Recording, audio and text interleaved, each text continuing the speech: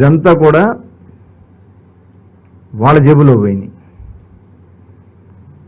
అసలు సంబంధం లేనటువంటి వ్యక్తులను తీసుకొచ్చి డిప్యుటేషన్ మీద చాలా ఇంపార్టెంట్ ప్లేస్లో డిప్యుటేషన్ మీద తీసుకొచ్చి పెట్టారు అర్హత లేనటువంటి వ్యక్తిని. కొన్ని అతనికి అర్హత ఉందా అంటే అర్హత లేదు. అలాంటి వ్యక్తిని తీసుకొచ్చి వాళ్ళు ఇష్టం వచ్చినట్టు నడిపించుకోవడం కోసం టోటల్ వ్యవస్థనే భ్రష్టు పట్టించారు. బ్రాండ్స్ కూడా కంపెనీలన్నీ వెనక్కి వెళ్ళిపోయినాయి, మల్టీనేషనల్ కంపెనీలన్నీ వెనక్కి వెళ్ళిపోయినాయి.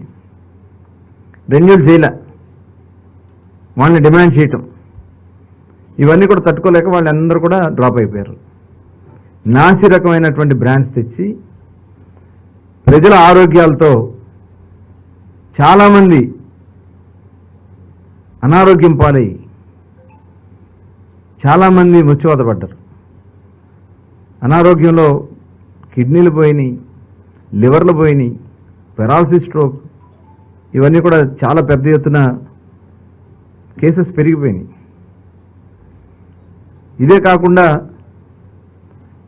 వాళ్ళ విధానాల్ని అమలు చేసుకునే దాంట్లో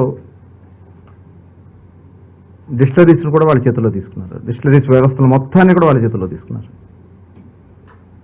వాళ్ళు చెప్పిన బ్రాండ్స్ మాత్రమే. కనీసం షాప్కి వెళ్ళి ఏ బ్రాండ్ అడిగే పరిస్థితి లేదు.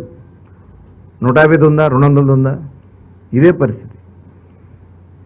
దాని మీద మేము 5 సంవత్సరాలు మేము అనేక సార్లు పోరాటం కూడా చేశాం.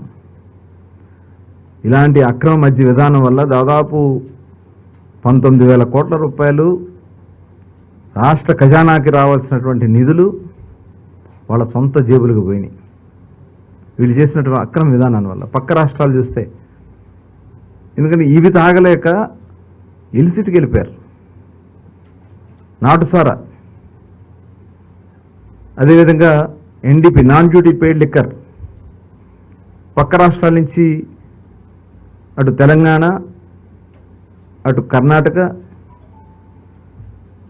తమిళనాడు రాష్ట్రాల నుంచి, ఒరిస్సా రాష్ట్రాల నుంచి విపరీతంగా వచ్చి ఇదంతా కూడా ప్రభుత్వానికి రావాల్సినటువంటి ఆదాయం బయటపోయింది. ప్రజలు అనారోగ్యం పాలైపోయారు. ఇల్సిట్ లిక్కర్ కూడా విపరీతంగా పెరిగిపోయింది.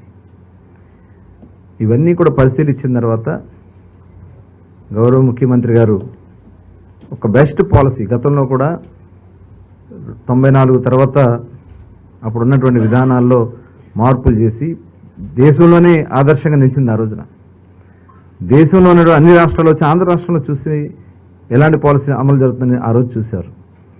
దాన్ని కూడా దృష్టిలో పెట్టుకుని ఒక బెస్ట్ పాలసీని తయారు చేయడం కోసం మా కమిటీ సభ్యులందరం కూడా డిపార్ట్మెంట్లో కూడా వాళ్ళు కూడా అధ్యయనం చేశారు. దేశం అంతా వెళ్ళి దాదాపు ఒక 6 రాష్ట్రాలు గవర్నమెంట్ షాపులు అమలు జరుగుతున్నటువంటి విధానం, ప్రైవేట్ షాప్స్ అమలు జరుగుతున్నటువంటి విధానం, అటు ప్రైవేటు గవర్నమెంట్ కలిపి నడుపుతున్నటువంటి విధానం, ఇవన్నీ కూడా స్టడీ చేసి వాళ్ళకు రిపోర్ట్ చేసి ఇవ్వడం జరిగింది. అలాగే ట్యాక్సేషన్ కూడా ఏ రకంగా ఉందనేది ట్యాక్సేషన్ విషయంలో కానీ, ఎందుకంటే గతంలో మేము ఎన్నికల మేనిఫెస్టోలో ఇచ్చినటువంటి రిజర్వేషన్ కూడా ఏదైతే గీత కార్మికులు ఉంటారో టాడీ ట్యాపర్స్కి సంబంధించి కళ్ళు గీత కార్మికులకి 10% షాప్స్ ఇస్తామని చెప్పి ఆ రోజున ఎన్నికల్లో హామీ ఇచ్చాం.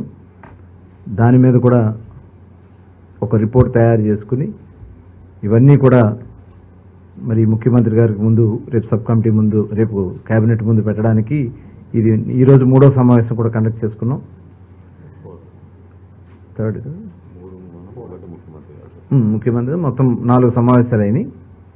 రేపు కేబినెట్ ముందు మా ప్రపోజల్ దీన్ని మరి పెట్టాలని చెప్పి నిర్ణయించుకున్నాం. దీనిలో సరసమైనటువంటి ధరలకి నాణ్యమైనటువంటి బ్రాండ్స్తో ప్రజల ఆరోగ్యాలని కాపాడే విధంగా ఈ పాలసీని డిజైన్ చేయాలని, అలాగే దీనివల్ల ఏంటంటే నార్కోటిక్ విపరీతంగా డ్రగ్స్ కానీ గంజాయి కానీ వాళ్ళు విపరీతంగా యూత్ అంతా కూడా గతంలో బీర్ సేల్స్కి ఇప్పుడున్న బీర్ సేల్స్కి 50% పడిపోయింది. కేవలం రేట్లు పెంచడం వల్ల వాళ్ళందరూ కూడా డైవర్ట్ అయ్యి గంజాయికి, డ్రగ్స్కి వాళ్ళు డైవర్ట్ అయిపోయారు. తిరిగి అవన్నీ కూడా కంట్రోల్ చేయడానికి కూడా మరి దీంట్లో ఈ పాలసీలో కొంత ఈ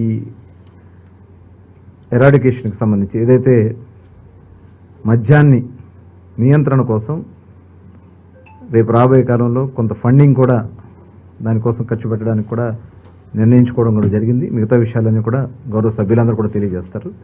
ఇప్పుడు మనోహర్ గారిని ప్రెస్కి తెలియజేస్తున్నారు.